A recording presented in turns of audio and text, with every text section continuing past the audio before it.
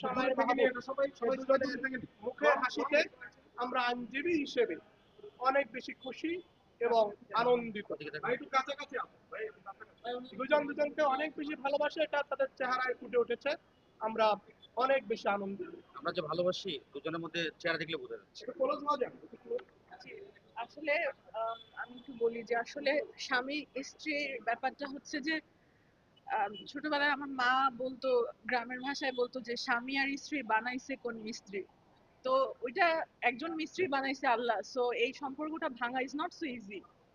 And আমার স্বামীর সাথে প্রত্যেকটা স্বামী স্ত্রীর মধ্যে অনেক ভুল বুঝাবুঝি হয়। অনেক সময় অনেক কিছু নিয়ে দুইজনের মধ্যে মনোমালিন্য হয়, আশেপাশের মানুষের কারণেও হয়, যেটা আমাদের মধ্যে হয়েছে। আমার হাজবেন্ডের কাছে আমি সবার সামনে ক্ষমা চাচ্ছি, আমাকে মাফ করে দিও। আমাদের মধ্যে অনেক ভুল বুঝাবুঝি ছিল। ইনশাআল্লাহ যেহেতু এত বড় ভুল বুঝাবুঝিতেও আমাদের কেউ আলাদা করতে পারেনি, আল্লাহ ছাড়া আমাদেরকে আর কেউ আলাদা করতে পারবে না। এবং অবশ্যই আমার পক্ষের আইনজীবী মিঠুন দা, সামনে ওনার বিয়ে, ওনার জন্য শুভকামনা। এবং আমার হাজবেন্ডের পক্ষে আইনজীবী আমাদের পারিবারিক সদস্য উনি মিলন ভাই এবং কিবরিয়া ভাই, দুইজনের সম্মানিত সহযোগিতা, তিনজনের সহযোগিতা, সবার সহযোগিতা, আরেকজনের ভুল ভাই, ওনাকে আমি পাচ্ছি না এখানে, খুবই মজার মানুষ।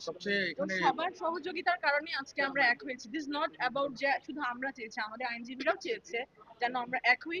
এবং আমাদের আইনজীবীরা আবারও প্রমাণ করেছে যে পৃথিবীর কোনো আইনজীবী তালাক চায় না, কেউ বিচ্ছেদ চায় না, সবাই আগে দুই পক্ষকে মিলাই দিতে চায়, স্বামী স্ত্রীর বন্ধন চায়। এটা আমাদের আইনজীবীরা আবারও প্রমাণ করেছে। আমি তাদের প্রতি অসম্ভব সম্মান প্রদর্শন করছি।